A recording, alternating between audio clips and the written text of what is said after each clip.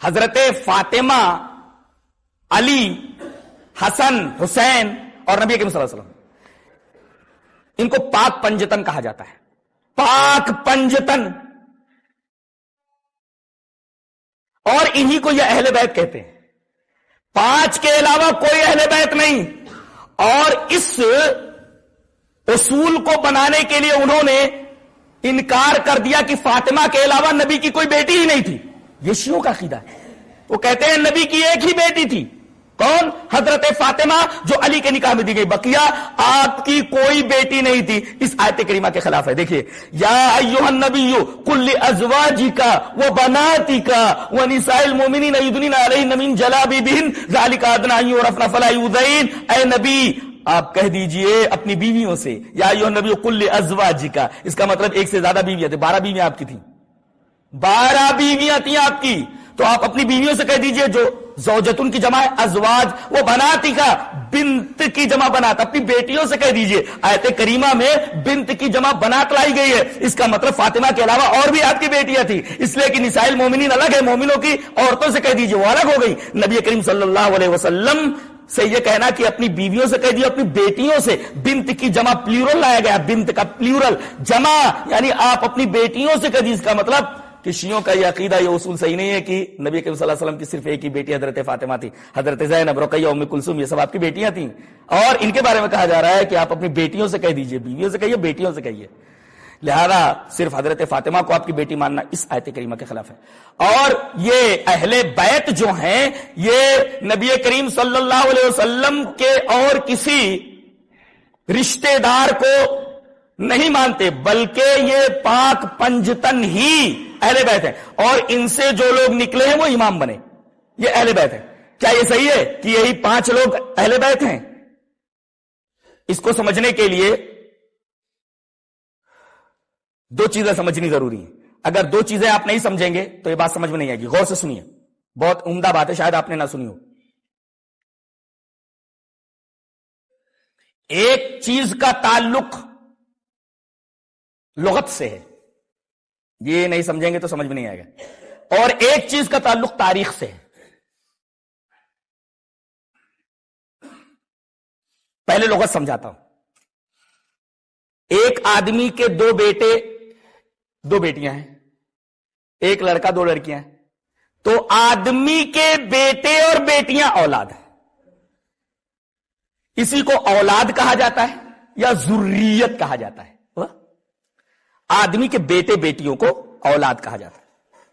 جیسے یوصیکم اللہ فی اولادکم للذکر مثل حظ الانثیین، اللہ تم کو تمہاری اولاد کے بارے میں وصیت کرتا ہے. اور لڑکے کا 2 حصہ ہے اور لڑکی کا 1 حصہ ہے.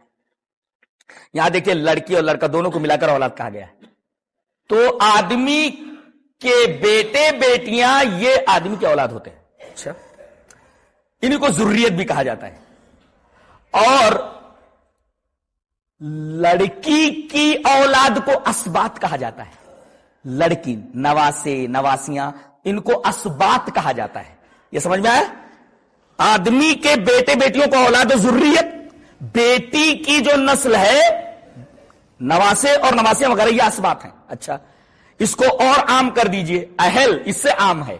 اہل کے اندر آدمی کی بیوی بھی آ گئی، خود آدمی اس کے اندر آ گیا، اور بیٹے بیٹیاں اور بیوی. آدمی آ گیا، بیٹے بیٹیاں آ گئیں، اور اسی طریقے سے آدمی کی بیویاں بھی آ گئیں اہل کے اندر. ہاں، تو اہل بیت جب کہا گیا تو اہل بیت میں آپ خود آئے، نبی کریم صلی اللہ علیہ وسلم. اسی وجہ سے وہاں ضمیر مذکر استعمال کی گئی ہے. اہل البیت ویطہرکم تطہیرا، تغلیباً یہاں ضمیر مذکر استعمال کی گئی ہے، اس لیے کہ اہل میں خود نبی شامل ہے. تو اہل میں نبی خود شامل ہے، آپ کی بیویاں شامل ہیں، آپ کی اولاد شامل ہے، یعنی بیٹے بیٹیاں. اور آل اہل سے زیادہ عام ہے. آل میں بیٹے ہیں، بیٹیاں ہیں، بیویاں ہیں، آدمی خود ہے، اور آل میں ایک چیز کا اضافہ ہو جاتا ہے، نبی کی اتباع کرنے والے جو لوگ ہیں وہ لوگ بھی نبی کی آل ہیں۔ اب درود شریف پڑھیے، اللہم صلی علی محمد وعلی آل محمد، اہل نہیں ہے، اللہم صلی علی، اس لیے کہ اہل کے اندر متبعین نہیں آتے، آل کے اندر متبعین آتے ہیں، بیویاں شامل، آدمی خود شامل، بیٹے بیٹیاں شامل، اور جو اس کی اتباع کرتے ہیں وہ بھی شامل، متبعین شامل۔ اب دیکھیے جب آدمی درود پڑھتا ہے، اللہم صلی علی محمد، اے اللہ درود بھیج تو محمد پر، وعلی آل محمد، اور محمد کی آل پر، تو مطلب یہ ہوا کہ اے اللہ درود بھیج تو نبی پر، درود بھیج تو نبی کی بیویوں پر، درود بھیج تو نبی کے بیٹے بیٹیوں کے اوپر، اور درود بھیج تو نبی کی اتباع کرنے والوں پر، اہل حدیثوں پر جو قیامت تک آنے والے ہیں، سب کے اوپر تو درود بھیج۔ آل کے اندر نبی کے سچے متبعین بھی شامل ہو گئے۔ اس کا مطلب اولاد سے عام ہے اہل، اور اہل سے عام ہے آل۔ یہ سمجھ میں آیا؟ اب اہل بیت کے اندر کون کون آیا؟ خود آپ داخل ہوئے، آپ کی بیٹیاں، آپ کے بیٹے، اسی طریقے سے آپ کی بیویاں، سب شامل ہو گئے۔ اور آل کے اندر ایک چیز کا اضافہ ہو گیا، متبعین۔ تو یہ اولاد، اسباط، ذریت، اور اسی طریقے سے اہل اور آل کا مطلب سمجھ میں آ گیا۔